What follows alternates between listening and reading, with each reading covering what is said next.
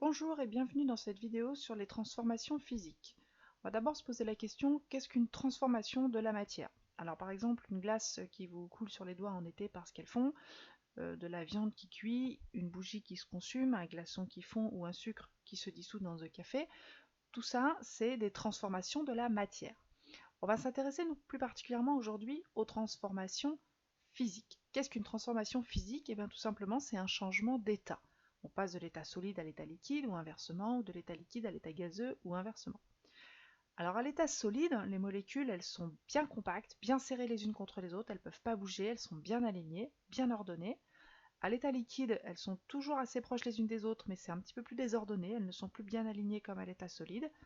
Et à l'état gazeux, elles sont complètement dispersées, elles ont un mouvement complètement aléatoire, elles sont éloignées les unes des autres et elles occupent tout l'espace disponible. Une transformation physique, c'est le passage d'un état à un autre, c'est-à-dire que c'est une modification de l'arrangement des molécules les unes par rapport aux autres. Mais ce sont toujours les mêmes molécules. On a affaire aux mêmes molécules avant et après la transformation physique. Juste une modification de la façon dont elles se placent les unes par rapport aux autres, une modification de l'arrangement moléculaire.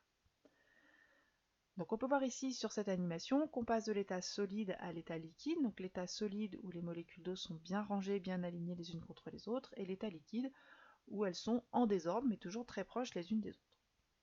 Donc on voit toujours que ce sont les mêmes molécules, ce sont les molécules d'eau, ce sont les mêmes molécules à l'état initial, solide, et l'état final, liquide. Alors comment est-ce qu'on symbolise cette transformation? On la symbolise en utilisant ce type d'équation. On met le symbole de la molécule, on précise dans quel état physique on se place, donc ici c'est des molécules d'eau, H2O, état physique solide, d'où le petit s, ça c'est l'état initial, et à l'état final, H2O toujours, ce sont les mêmes molécules, mais cette fois on est à l'état liquide. Tout simplement, on a les mêmes molécules avant et après la flèche, il s'agit d'une transformation physique. Ce glaçon, pour fondre, il a besoin d'énergie, il a besoin qu'on lui fournisse de la chaleur. Il va donc prendre de l'énergie au système extérieur. On dit que cette transformation physique est endothermique. S'il prend de l'énergie au système extérieur, le système extérieur, lui, va perdre un petit peu d'énergie et donc sa température va légèrement baisser. L'air autour d'un glaçon qui est en train de fondre est un petit peu plus froid que l'air dans le reste de la pièce. Il y a une façon d'écrire sur la représentation symbolique de la transformation physique si elle est endothermique. On utilise ce petit symbole, donc delta E. Delta E, ça veut dire variation d'énergie positive, ça veut dire que le système récupère de l'énergie du milieu extérieur. Dans le cas où on aurait un système qui dégagerait de la chaleur en changeant d'état, cette fois on a affaire à une transformation qui est exothermique. On utilise le symbole inverse, delta E négatif. Donc par exemple, un système qui va dégager de la chaleur va fournir de la chaleur au milieu extérieur et donc la température du milieu extérieur va légèrement augmenter. Alors comment est-ce qu'on calcule l'énergie d'un changement d'état ou d'une transformation physique? On utilise cette petite relation là. Alors on va voir en détail tout ce que représentent ces petites bêtes là. Donc ce sont des symboles Q, M et L qui représentent des grandeurs physiques.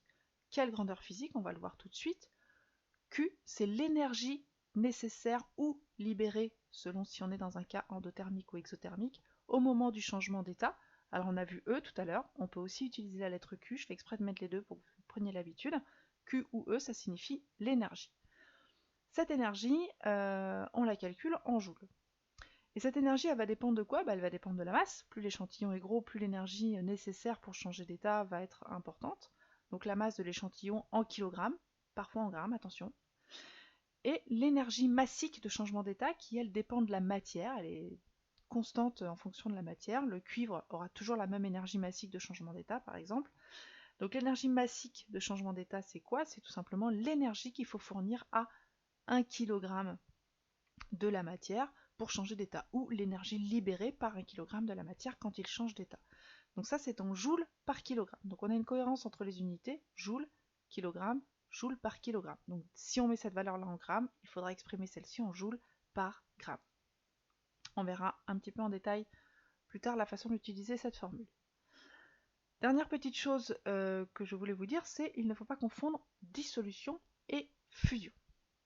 Une fusion, ce sont des molécules bien ordonnées, bien alignées, qui deviennent désordonnée, mais ce sont toujours les mêmes molécules avant et après la fusion. Une dissolution, c'est une dispersion des molécules d'une espèce chimique dans une autre. Par exemple ici, les particules oranges se dispersent parmi les particules bleues. Alors on peut avoir l'impression que l'espèce fond, mais en réalité c'est juste que quand les molécules sont dispersées, on ne peut plus voir l'espèce chimique puisque les molécules c'est trop petit, alors que quand les molécules sont toutes ensemble, ça peut faire quelque chose que l'on peut voir à l'œil nu. Un exemple tout bête, le sucre ne fond pas dans le café, il se dissout. Les molécules de sucre se dispersent dans le café ou dans le thé, elles se dispersent parmi les molécules d'eau, mais le sucre n'a pas fondu. Ce sont les mêmes molécules, elles sont juste dispersées parmi les molécules d'eau. Alors je vous propose un petit défi qui sera réalisé pour la prochaine fois qu'on se voit en classe. Je vous donne l'énergie nécessaire à la solidification de 1 kg de glace. On l'appelle L-fuse pour fusion parce qu'en fait c'est la même énergie pour la fusion et la solidification, c'est la même valeur.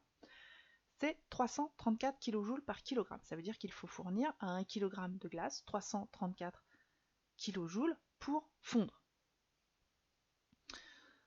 Je vous demande de calculer l'énergie de solidification d'un glaçon de 50 g, attention, petit piège d'unité, et de réfléchir à savoir si le changement d'état est endothermique ou exothermique.